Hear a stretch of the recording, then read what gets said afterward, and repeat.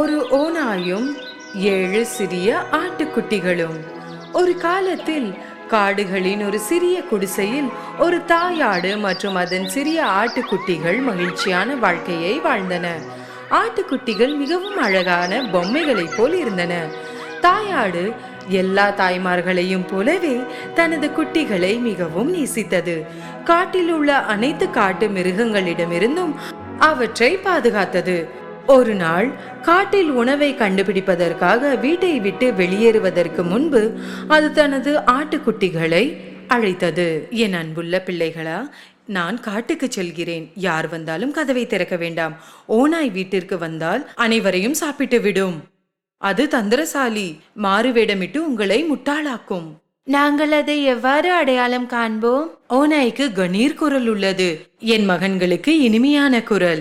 ஆகவே அதன் கடினமான குரலை நீங்கள் அடையாளம் காணலாம். தாயாடு வெளியேறும் போது ஒன்றை நினைத்து தன் ஆட்டுக்குட்டிகள் பக்கம் திரும்பியது. இன்னொரு விஷயம், ஓநாயின் கால்கள் கருப்பு, என்னுடையது வெண்மையானது. கால்களிலிருந்து நீங்கள் அடையாளம் காணலாம்.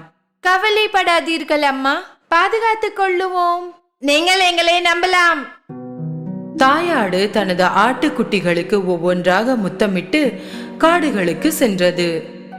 ஓநாய் தூரத்தில் இருந்து அவர்களை பார்த்து கொண்டிருந்தது. தாயாடு வெளியேறுவதை கண்டதும் சிறிது நேரம் காத்திருந்தது. பின்னர் குடிசைக்கு முன்னால் வந்து கதவை தட்டியது.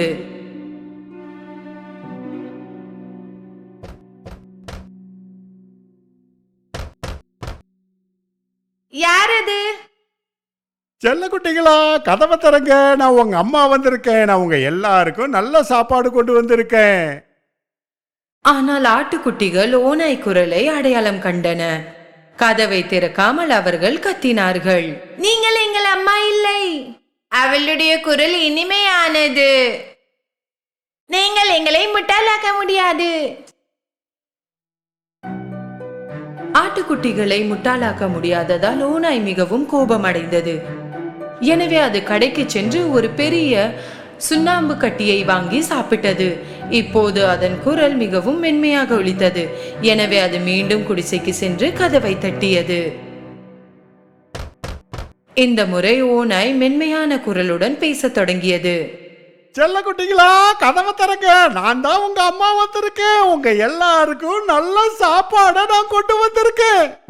ஓநாயின் மென்மையான குரலை கேட்டு ஆட்டுக்குட்டிகள் அது உண்மையில் தங்கள் தாய் என்று நினைத்தன.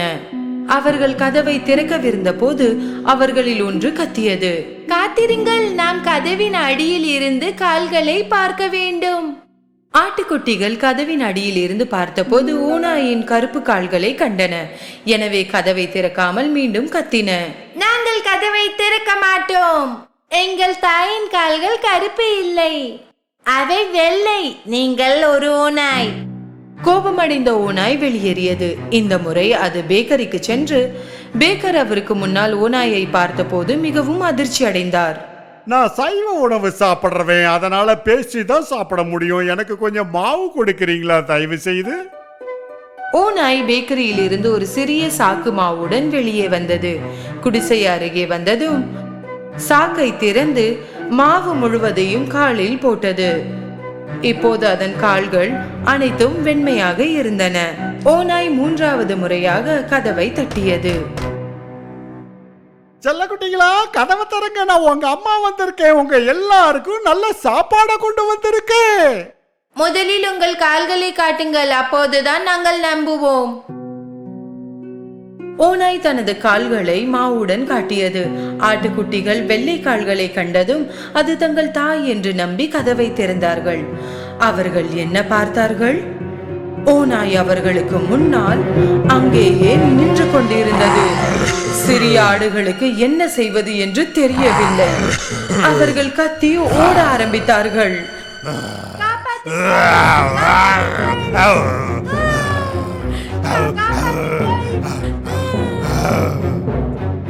ஒரு குட்டி மேசைக்கு கீழே சென்றது. 2வது படுக்கைக்கு கீழ், 3வது புகைப்போக்கிக்குள் சென்றது, 4வது சமையல் அறைக்குள் ஒளிந்து கொண்டது, 5வது அலமாரிக்குள் வந்தது, 6வது திரைக்கு பின்னால் ஒளிந்தது, 7வது சுவரில் இருந்த மாபெரும் கடிகாரத்திற்குள் சென்றது. ஆனால் தந்திரசாலி ஓநாய் விரைவாக ஒவ்வொன்றாக மறைந்திருந்த இடத்திலிருந்து அனைத்தையும் பிடித்தது.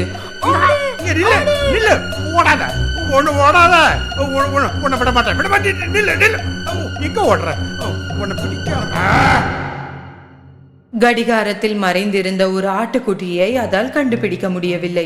அதன் வயிறு நிரம்பியதால் அதை தேடுவதை விட்டுவிட்டு வெளியே சென்றது. குடிசையில் இருந்து சற்று தூரம் ஒரு பெரிய முற்றம் இருந்தது. ஓநாய் முற்றத்தில் ஒரு மரத்தின் கீழ் படுத்து குருட்டை விட்டு தூங்க ஆரம்பித்தது.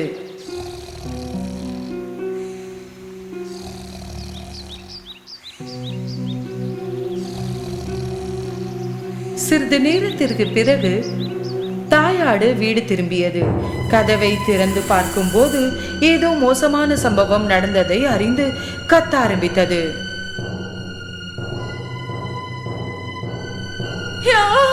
என் ஆட்டுக்குட்டிகள், என் குட்டிகள்! வீட்டிற்குள் நுழைந்த போது அதிர்ச்சி அடைந்தது. மேஜைகள் மற்றும் நாற்காலிகள் அனைத்தும் தலைகீழாக இருந்தன.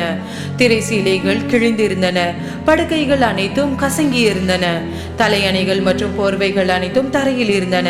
குட்டிகளை தேடியது, ஆனால் அவற்றை எங்கும் கண்டுபிடிக்க முடியவில்லை. ஒவ்வொரு குட்டிகளின் பெயர்களை கத்த ஆரம்பித்தது, ஆனால் யாரும் பதிலளிக்கவில்லை. இறுதியாக கடைசி பெயரை அழைக்கும் நேரம் வந்தது. அப்போதுதான் ஒரு உயர்ந்த குரல் கேட்டது. நான் கடிகாரத்திற்குள் இருக்கிறேன் அம்மா. தாயாடு கடிகாரத்திற்கு ஓடி சென்று தனது குழந்தையை அங்கிருந்து வெளியே எடுத்தது. அம்மா ஆடு மற்றும் குட்டி கட்டிப்பிடித்தது. குட்டி அழுது கொண்டே கதை சொல்ல ஆரம்பித்தது. ஓநாய் மாறுவிடத்தில் வந்தது. அது நீங்கள் தான் என்று நினைத்து நாங்கள் கதவை திறந்தோம். அது அனைத்தையும் சாப்பிட்டு விட்டது.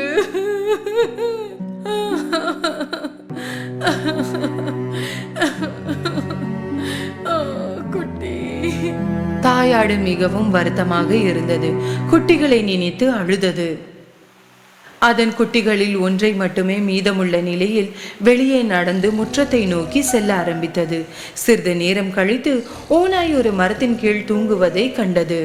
அது மிகவும் மோசமாக குருட்டை விட்டு மரத்தின் கிளைகள் நடுங்கின. தாயாடு ஓநாயை சிறிது நேரம் கவனித்தது. அதன் வயிற்றிற்குள் ஏதோ அசைந்து கொண்டிருப்பதை அது உணர்ந்தது. கடவுளே, என் குட்டிகள் அந்த வயிற்றில் ஆடுகின்றன, உயிருடன் இருக்குமா? அதற்கு ஒரு திட்டம் இருந்தது. தன் குழந்தையின் பக்கம் திரும்பியது. வீட்டிற்கு ஓடி ஒரு ஊசி, நூல் மற்றும் கத்திரிக்கோலை கொண்டு வா. ஆட்டுக்குட்டி வீட்டிற்கு ஓடிக்கொண்டிருந்த போது தாயாடு தரையில் இருந்து 6 பெரிய பாறைகளை சேகரித்தது. சிறிது நேரம் கழித்து சிறிய ஆடு ஒரு ஊசி, நூல் மற்றும் பெரிய கத்திரிக்கோளுடன் வந்தது. தாயாடு கத்திரிக்கோளால் ஓநாயின் வயிற்றை திறந்தது. அது உடனே தன் சிறிய ஆடுகளில் ஒன்றை கண்டது. பின்னர் எல்லாம் வெளியே வந்தது. அவர்கள் அனைவரும் ஆரோக்கியமாக இருந்தன. தாயாடு மகிழ்ச்சியில் தன்னை மறந்துவிட்டது. அனைத்து ஆட்டுக்குட்டிகளும் தங்கள் தாயை மகிழ்ச்சியுடன் அணைத்துக் கொண்டன.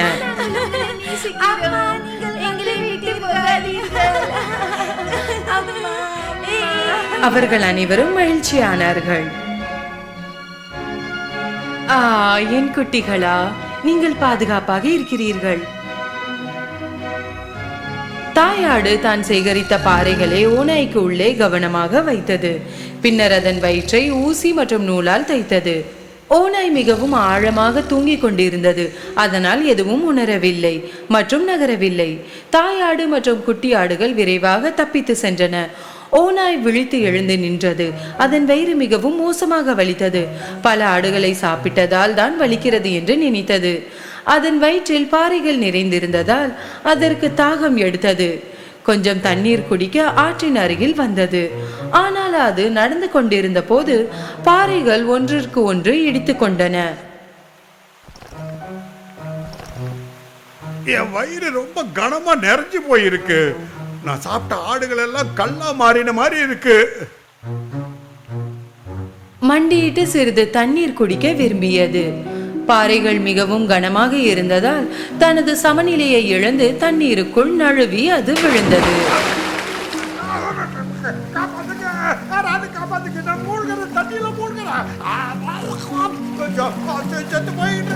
உதவிக்காக கத்தியது. ஆனால் யாரும் உதவவில்லை. இனி பாறைகளின் எடையை தாங்க முடியாமல் ஆழமான நீருக்குள் சென்றது. என்ன நடந்தது என்று பார்த்ததும் தாயாடும் அதன் குட்டிகளும் ஆற்றிற்கு ஓடின.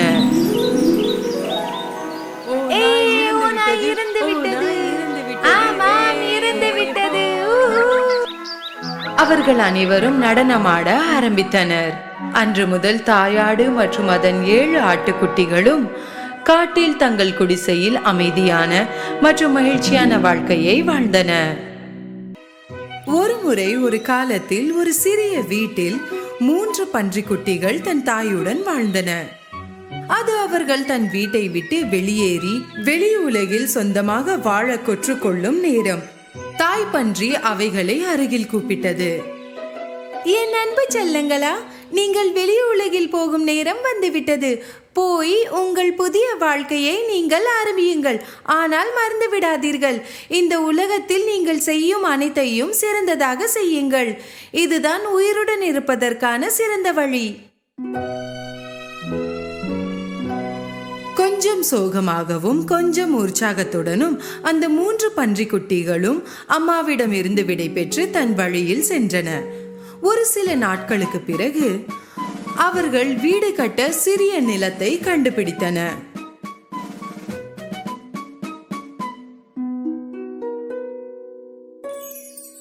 இளைய பன்றிக்குட்டி வைக்கோலால் வீடு கட்ட உறுதியாக இருந்தது.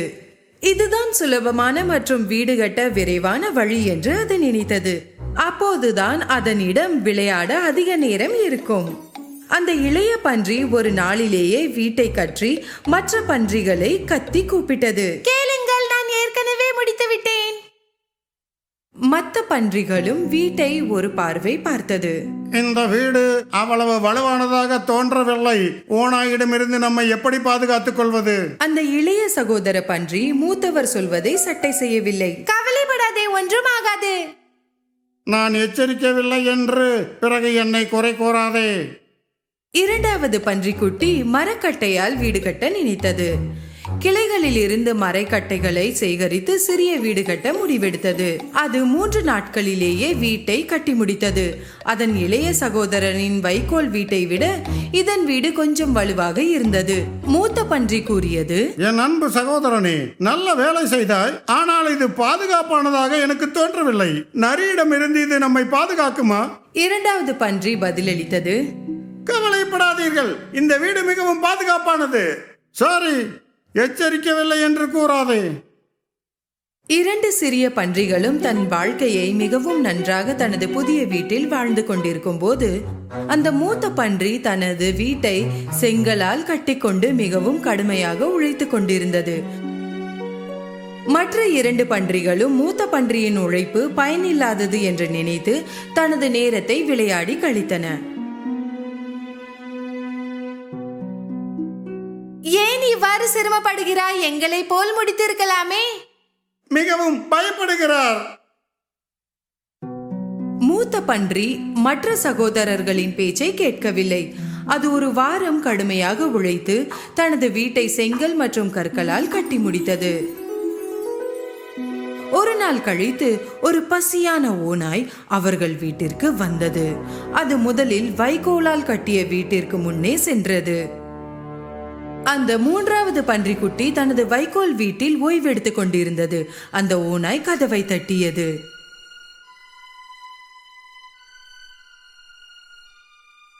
கதவை திறந்து என்னை உள்ளே விடு. இல்லை என்றால் நான் ஊதியே உனது வீட்டை பறக்க வைத்து விடுவேன். நீ என்னை எதுவும் செய்ய முடியாது. எனது வீடு வலுவானது. அதனால் அந்த ஓநாய் வீட்டை ஊதி வீட்டை உடைத்தது. பிறகு அந்த பன்றிக்குட்டி மிகவும் சிரமத்தோடு அங்கிருந்து தப்பித்து ஓடியது. பிறகு அது மரக்கட்டையால் செய்த தனது சகோதரன் வீட்டிற்கு ஓடியது. அது கதவை தட்டியது. பிறகு அந்த நடு பன்றிக்குட்டி கதவை திறந்தவுடன் அந்த இளைய பன்றிக்குட்டி வீட்டுக்குள்ளே ஓடியது. சீக்கிரம் கதவை மூடு, அந்த ஓநாய் வந்துவிடும். கவலைப்படாதே, அது நம்மை எதுவும் செய்துவிட முடியாது. சிறிது நேரம் கழித்து அந்த ஓநாய் 2வது சகோதரரின் மரக்கட்டை வீட்டிற்கு வந்து கத்தியது. கதவை திறந்து என்னை உள்ளே விடு.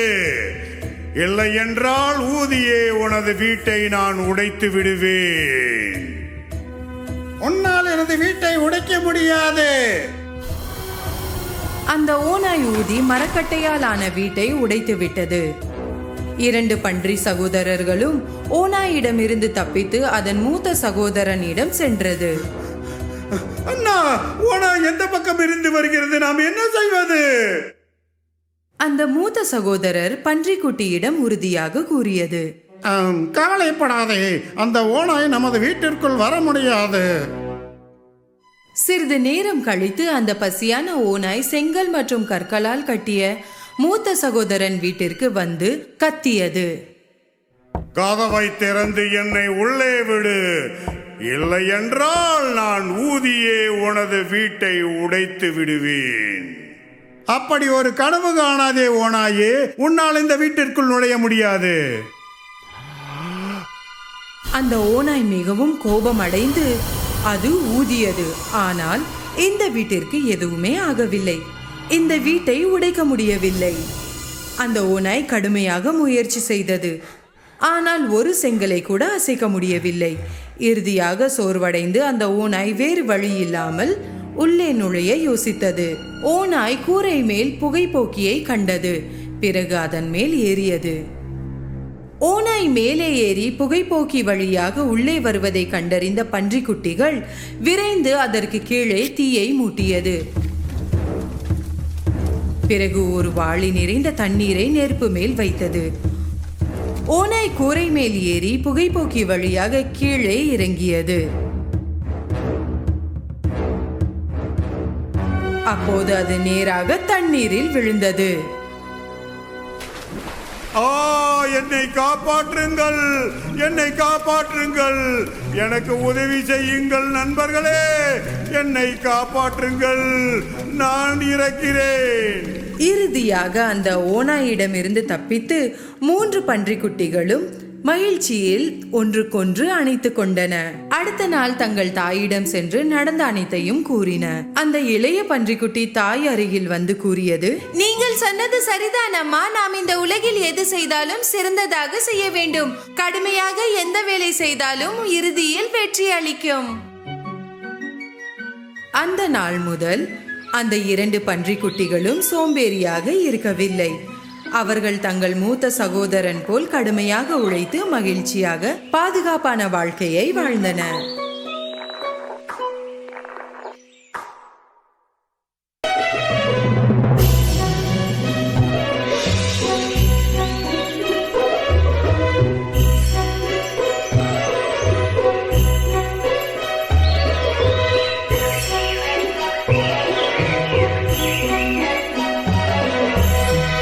பனியின் அரசி. ஒரு முறை ஒரு தொலைதூர இடத்தில் பக்கத்து வீடுகளில் 2 சிறந்த நண்பர்கள் வாழ்ந்து வந்தனர். அவர்களின் பெயர்கள் கே மற்றும் கிரெடா. கே மற்றும் கிரெடா தங்களின் அன்பை காண்பிப்பதற்காக அவர்களின் வாசலுக்கு முன் ஒரு ரோஜா செடியை நட்டனர். ரோஜாக்களும் அவர்களுடன் ஒன்றாக வளரப்போகின்றன. பனிக்காலம் வந்தவுடன் பனி எல்லா இடத்திலும் இருந்தது. குளிர்ந்த குளிர்கால இரவுகளில் கே மற்றும் கிரெடாவின் மிகப்பெரிய பொழுதுபோக்கு கிரெடாவின் பாட்டியிடம் கதைகளை கேட்பதுதான். பாட்டி, பனி குளிர் எங்கிருந்து வருகிறது? கிரெடா கேட்டாள். தொலை தூரத்தில் இருந்து வருகிறது என்று கூறி பாட்டி கதையை சொல்ல தொடங்கினாள். ஐஸ் மற்றும் பனியினால் மூடப்பட்ட ஒரு ராஜ்யம் இருந்தது. பனியின் அரசி தனியாக வாழ்ந்ததால் அது அவளது சொந்த சக்தியின் மூலம் உருவாக்கப்பட்டது. பனியின் அரசி மிகவும் அழகாகவும் தூய்மையாகவும் இருந்தாள். ஆனால் தீய குணம் கொண்டவள் மற்றும் ஏராளமான அதிசயங்கள் அந்த மாயா மற்றும் ஜில்லென்று இருக்கும் ஐஸ் கோட்டையில் மறைக்கப்பட்டுள்ளன. அதில் ஒன்றுதான் ஐஸ் கண்ணாடி.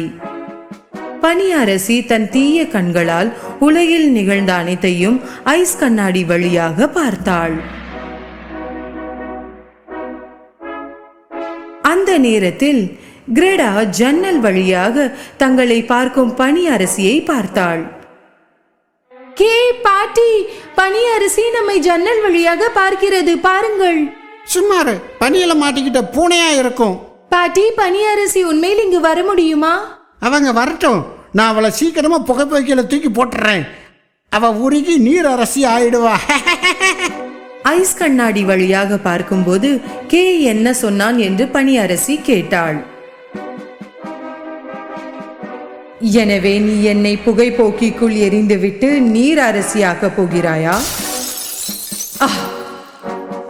ஐஸ் ஸ்பார்க்கிள்ஸ், எனது சக்திகளுடன் பறந்து அந்த பையனை பிடிங்கள். அவனது கண்களையும் இதயத்தையும் எனது போலாக்குங்கள். அவன் இதயத்தில் இருக்கும் அன்பு நீங்கி அவன் எல்லாவற்றையும் தீய குணத்தோடே பார்க்கட்டும்.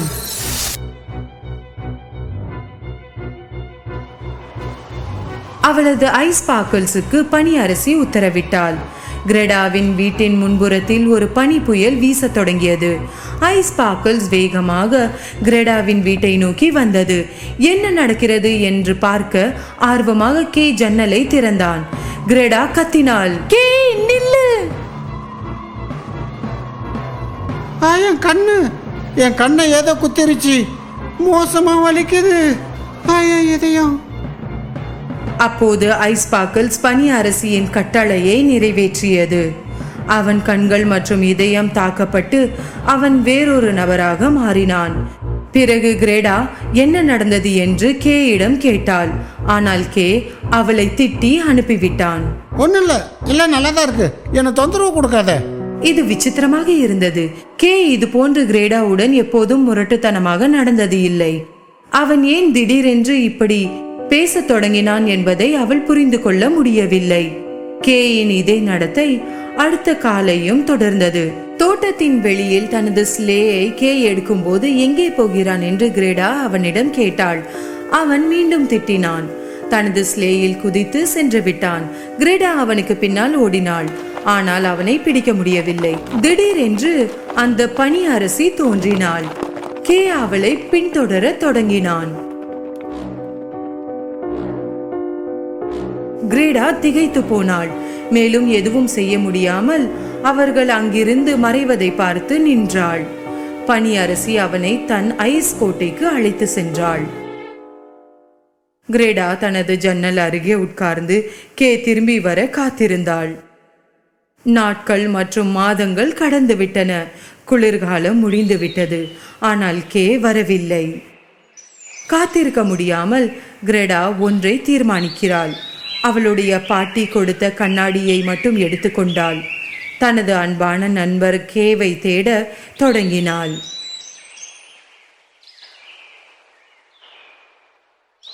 பல வழிகளை கடந்து சென்று மற்றும் வழியில் பார்த்த அனைவரையும் கிரேவை பற்றி கேட்கலாம் என்று நினைத்தாள். ஆனால் வழியில் அவள் யாரையும் பார்க்கவில்லை. இறுதியாக ஒரு நதியின் கரையை அடைந்தாள். அவள் சுற்றி பார்த்தாள். அங்கே யாரும் இல்லை. அவள் நதியை கேட்டாள். ஆனால் பதில் கிடைக்கவில்லை. அத்தருணத்தில் அவளுக்கு அருகே ஒரு கடல் பறவை வந்தது. உங்களுக்கு வேண்டிய பதில் நதி கிட்ட இருக்கும். ஆனா அதுக்கு முதல்ல நீங்க அவளுக்கு ஒரு பரிசு கொடுக்கணும். கிரெடா தனது அன்பான நெக்லஸை கழற்றி நதியின் நீருக்கு கொடுத்தாள். திடீரென்று ஒரு அதிசயம் நிகழ்ந்தது மற்றும் இப்போது ஒரு சிறிய படகு அவளது முன்னால் தோன்றியது. நதி தனது பரிசை விரும்பி உதவி செய்கிறது என்று கிரெடா நினைக்கிறாள். அவள் எதிர்பார்த்தபடி படகு சொந்தமாக நகரத் தொடங்கியது.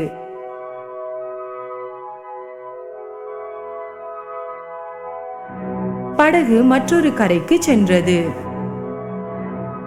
இங்கே வானவில்லின் அனைத்து வண்ணங்களுடன் ஒரு ரகசிய பூக்கள் தோட்டம் இருந்தன.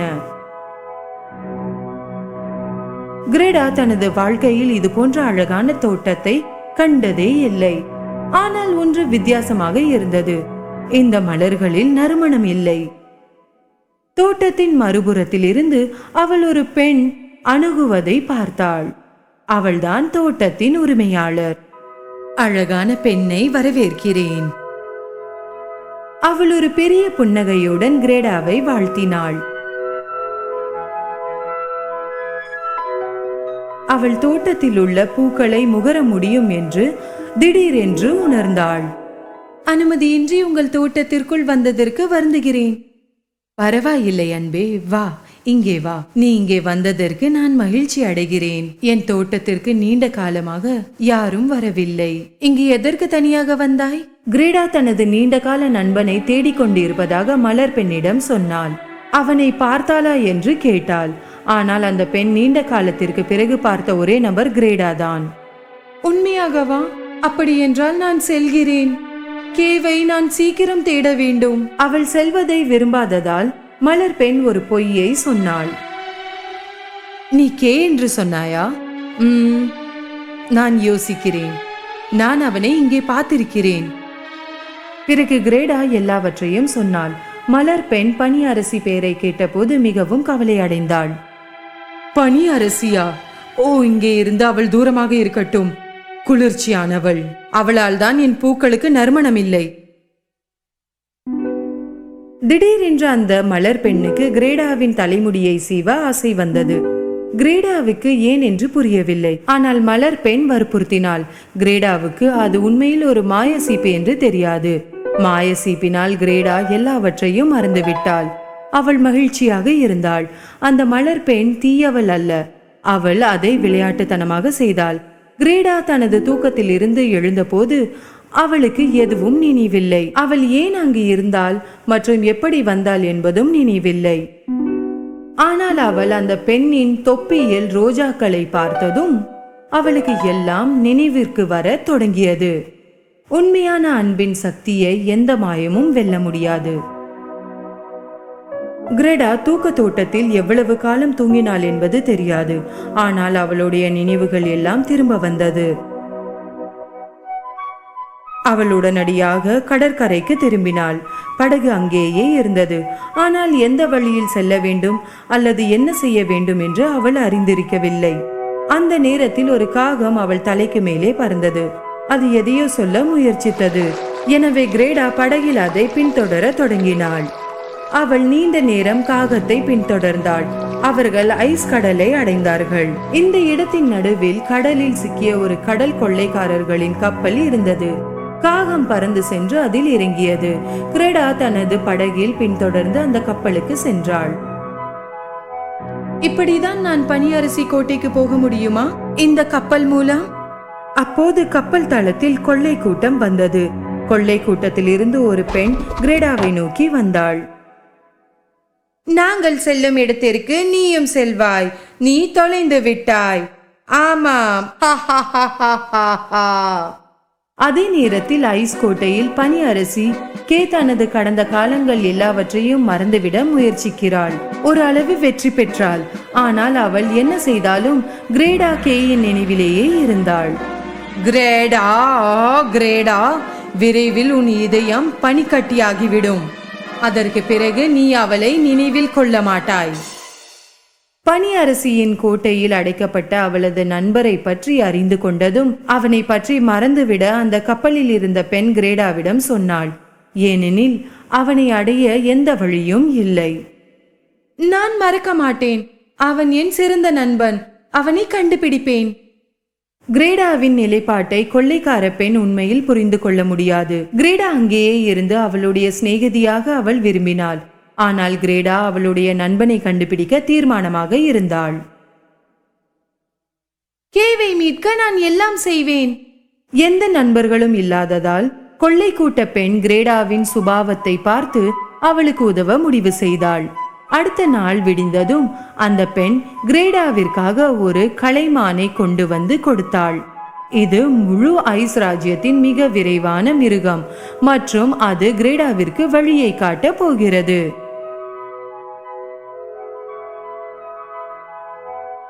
பனி அரிசியை கைப்பற்றி எங்கள் கப்பலை விடுவித்துக் கொடுக்க நீ எனக்கு வாக்குறுதி அளிக்க வேண்டும். நான் வாக்குறுதி அளிக்கிறேன்.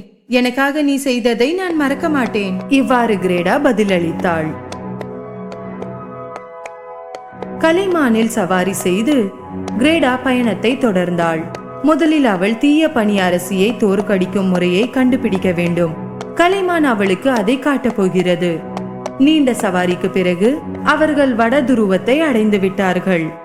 ஒரு புத்திசாலி முதியவர் அவர்களை வரவேற்றார். கிரேடாவால் அவர் தனது கண்ணாடியை பற்றி எப்படி அறிவார் என்பதை புரிந்து கொள்ள முடியவில்லை. ஆனால் அவள் சரியான இடத்திற்கு வந்திருக்கிறாள் என்று அவள் அறிந்து கொண்டாள்.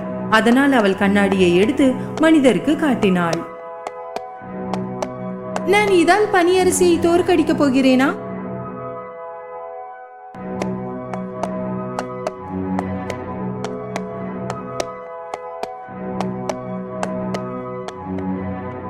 உண்மையான அன்பை விட வலிமையானது எதுவும் இல்லை.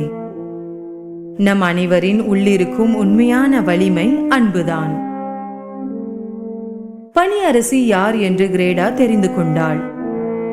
உண்மை வெளிவந்ததால் அவளை தோற்கடிக்க முடியும். கடந்த காலத்தில் பனிப்பெண் அன்பு நிறைந்த ஒரு நல்ல பெண்மணி. அவள் எங்கு தொட்டாலும் பூக்கள் பூத்து குலுங்கின. அவளது புன்னகைத்த கண்கள் சூரியனை விட மிகவும் பிரகாசமாக பிரகாசித்தன. அவள் ஒரு தனித்துவமான மகிழ்ச்சியான பெண். அவள் பெயர் லீலா. ஆனால் எல்லோரும் அவள் ஒரு சிறிய சூனியக்காரி என்று நினைத்தார்கள். அவளுடன் பேசவோ அல்லது விளையாடவோ இல்லை. பிறகு லீலா ஒரு மகிழ்ச்சியான பெண்ணாக இல்லை. அனைவரையும் வெறுக்கத் தொடங்கினாள்.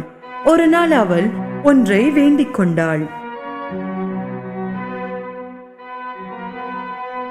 என்னை வெறுக்கும் அனைவருமே ஐஸ் கட்டியாக மாறுவார்கள்.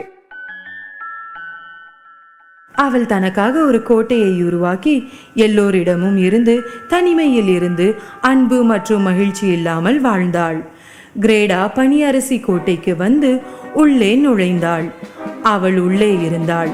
ஒரு மூலையில் ஐஸ் சிற்பத்தை செய்து கொண்டு இருந்த கேவை அவள் பார்த்தாள். கே, இங்கே இருக்கிறாயா? நான் உன்னை கண்டுபிடித்தேன். கே, நான் தான் கிரேடா. என்னை நினைவிருக்கிறதா? கிரேடாவை கே பார்த்தான். ஆனால் அடையாளம் கண்டு கொள்ளவில்லை. அவன் இதயம் இங்குள்ள எல்லாவற்றையும் போல் ஐஸாக மாறிவிட்டது. பனி இளவரசி சொல்வதற்கு செவி கொடுக்காமல் கேவை நோக்கி ஓடினாள். அவனை விட்டுவிடு. அவன் இப்போது எனக்கு சொந்தம். நான் உன்னையும் ஐஸாக்க போகிறேன். இல்லை, உன்னால் அப்படி செய்ய முடியாது. கே, நான் உன்னை நேசிக்கிறேன். கேவிற்கு மெதுவாக நினைவு வர தொடங்கியது.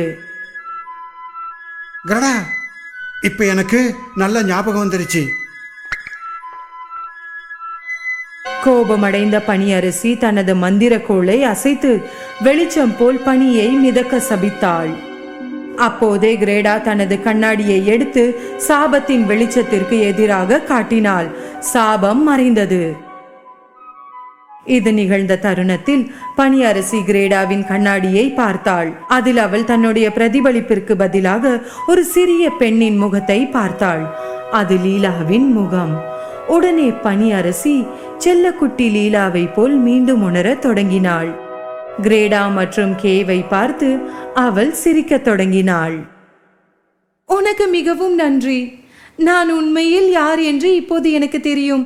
நான் விடுதலையானேன். போயிட்டு வருகிறேன். கே மற்றும் கிரேடா ஒருவருக்கொருவர் புன்னகையுடன் பார்த்தார்கள். இப்போது அவர்கள் எப்போதுமே பிரிய மாட்டார்கள். அவர்கள் ஒன்றாக வளருவார்கள்.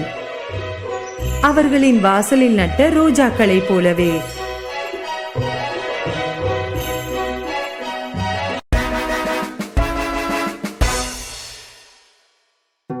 ஒரு காலத்தில் 12 அழகான மகள்களை கொண்ட ஒரு அரசர் வாழ்ந்தார். இந்த 12 இளவரசிகளும் ஒரு பெரிய அழகான அறையில் ஒன்றாக வாழ்ந்தனர். மன்னர் தனது மகள்களை ஆழ்ந்த மனதோடு பாதுகாத்தார். மேலும் அவர்கள் இரவு நேரங்களில் படுக்கைக்கு சென்ற போது அவர் அவர்களை வெளியே செல்ல அனுமதிக்க மாட்டார். ஆனால் ஒவ்வொரு காலையிலும் அவர்கள் மிகவும் விசித்திரமான நிகழ்வோடு எழுவார்கள். இளவரசிகளின் காலணிகள் அனைத்தும் இரவு முழுவதும் நடனமாடியது போல் தேய்ந்திருக்கும். அரசர் தனது மகள்களுக்கு தினமும் புதிய காலணிகளை வாங்குவார். ஆனால் அடுத்த நாள் காலணிகள் மீண்டும் தேய்ந்துவிடும். அரசரோ அல்லது கோட்டையில் இருந்த அவரது ஆட்களோ எவராலும் காலணிகளின் மர்மத்தை தீர்க்க முடியவில்லை. இது எவ்வாறு சாத்தியமாகும்? ஒரே இரவில் இந்த காலணிகள் இவ்வாறு தேய்ந்து போவது எவ்வாறு? பெருந்தகையே, எனக்கும் புரியவில்லை. இறுதியாக அரசர் கூறினார், என் மகள்களுடைய காலணிகளின் மர்மத்தை யார் தீர்க்கிறார்களோ அவருக்கு என் மகள்களில் ஒருவளை திருமணம் செய்து வைக்கிறேன். அவர்தான் எனது மருமகனாவார். என் மரணத்திற்கு பிறகு அவரே என் நாட்டின் அரசராவார். ஆனால் அவருக்கு கொடுக்கும் நேரம் 3 பகல்களும் 3 இரவுகளும் தான். முடியவில்லை என்றால் அவருக்கு ஆயுள் தண்டனை கொடுக்கப்படும். ராஜ்யத்தில் பல இளைஞர்களும் மற்ற ராஜ்யங்களை சேர்ந்த இளவரசர்களும் கூட வேலைக்காக கோட்டைக்கு வந்தார்கள். பல நாட்களாக அவர்கள் 12 இளவரசிகளின் படுக்கை அறையின் கதவை காவல் காத்து கொண்டிருந்தார்கள். ஆனால் சிறிது நேரம் கழித்து அவர்களில் எவராலும் மர்மத்தை தீர்க்க முடியவில்லை மற்றும் இரவில் காலணிகள் தொடர்ந்து தேய்ந்தன. இறுதியாக ஒரு நல்ல இதயமுள்ள இளைஞனும் மர்மத்தை அறிய விரும்பினான். அதனால் அவன் கோட்டைக்கு சென்றான். ஆனால் செல்லும் வழியில் மிகவும் ஏழ்மையான தோற்றமுடைய வயதான மூதாட்டியை சந்தித்தான். அன்பான குழந்தையே, மிகவும் பசியாக இருக்கிறது, ஏதாவது சாப்பிட கொடுப்பாயா? அந்த இளைஞன் தனது பையில் வைத்திருந்த எல்லா உணவையும் வயதான பாட்டியிடம் கொடுத்தான். முன்பு இங்கிருந்து சென்ற ஆண்கள் எதையும் கொடுக்காததால் அவள் மிகவும் மகிழ்ச்சியாக இருந்தாள். இவன் மற்றவர்களை விட வித்தியாசமானவன் என்று இந்த வயதான பாட்டி புரிந்து கொண்டாள். எனவே பதிலுக்கு அவள் அவனுக்கு ஒரு மாய உடையை கொடுத்தாள். இந்த மாய உடையை வாங்கிக்கொள். இதை அணிந்தால் நீ கண்ணுக்கு தெரிய மாட்டாய். இரவு 12 மணி ஆனதும் இதை மேலே உடுத்தி கொண்டு கண்ணுக்கு தெரியாமல் இளவரசிகளின் அறைக்குள் சென்று நீ காலணிகளின் மர்மத்தை தீர்த்துவிடு. ஆனால் எச்சரிக்கையாக இரு. இளவரசிகள் உனக்கு கொடுப்பதை நீ குடிக்க கூடாது. அவர்கள் மோசமான இளவரசிகள். அந்த இளைஞன் மாய உடையை எடுத்துக்கொண்டு கோட்டைக்குள் சென்றான். மேலும் அவன் காலணிகளின் மர்மத்தை தீர்க்க அங்கே வந்து இருப்பதாக கூறினான். முதல் நாள் அவன் இளவரசிகளின் கதவுக்கு முன் காவலில் இருந்தபோது எலுமிச்சை பழசாறுடன் மூத்த இளவரசி வெளியே வந்தாள். உங்களுக்கு தாகமாக இருக்கும். நாங்கள் உங்களுக்காக சில எலுமிச்சை பழச்சாறு தயார் செய்துள்ளோம், அருந்துங்கள். அந்த இளைஞன் அந்த மூதாட்டியின் எச்சரிக்கையை மறந்து குடித்து விட்டான். பிறகு அவன் ஆழ்ந்த தூக்கத்தில் விழுந்தான். அவர்கள் அவனுக்காக தயார் செய்திருந்த அறையில் இரவு முழுவதும் குரட்டை விட்டு தூங்கினான்.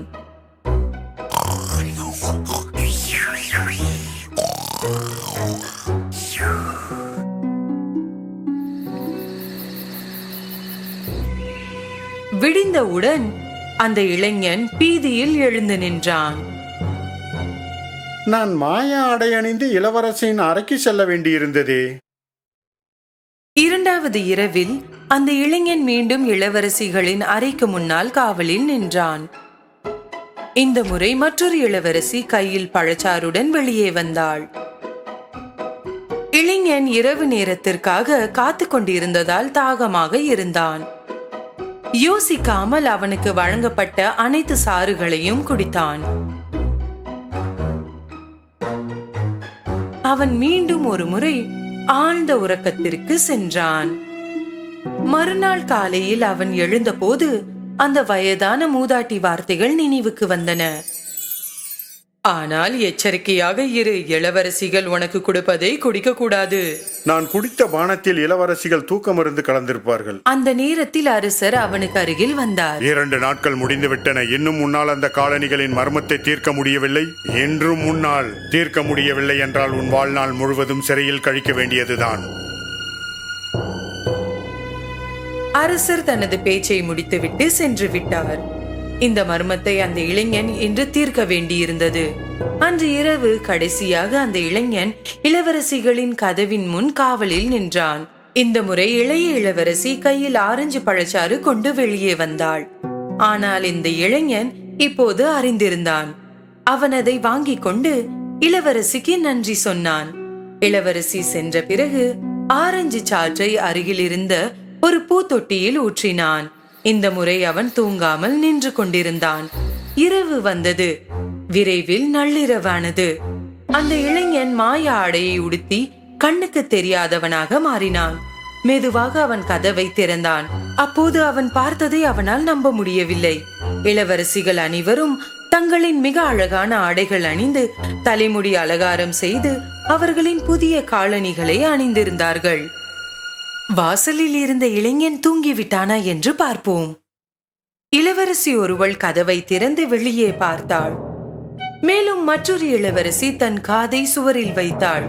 அந்த நேரத்தில் அந்த இளைஞனுக்கு சில குரட்டை சத்தங்கள் செய்ய வேண்டும் என்று தெரியும்.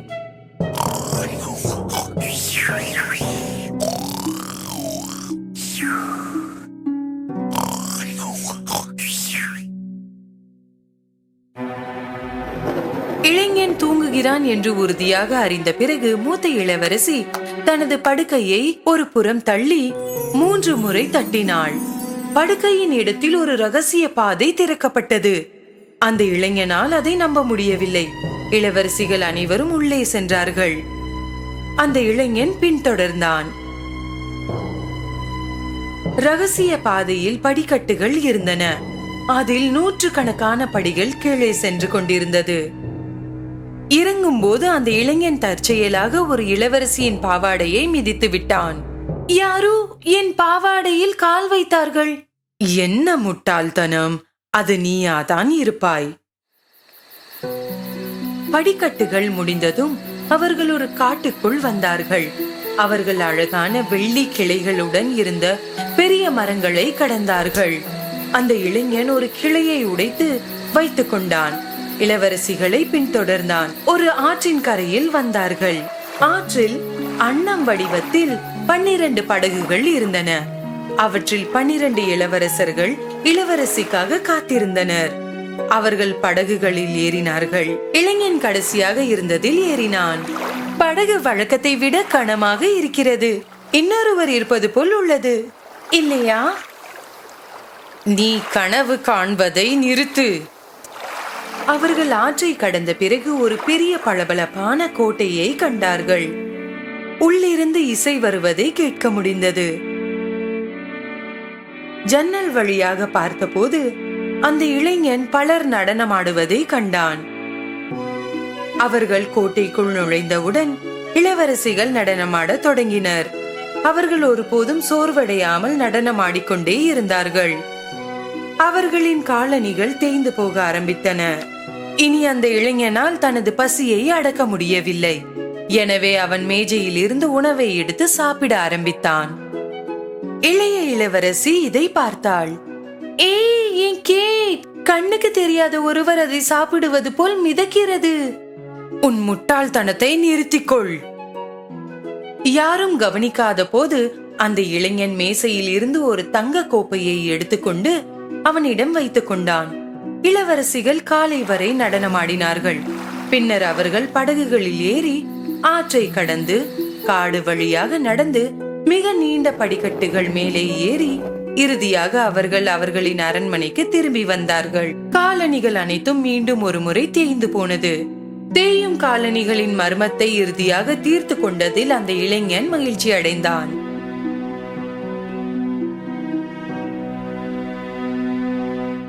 சிறிது நேரம் கழித்து அரசர் அந்த இளைஞனிடம் வந்தார். உனக்கு கொடுத்த கெடு முடிந்து விட்டது. இன்னும் முன்னால் ரகசியத்தை கண்டுபிடிக்க முடியவில்லை.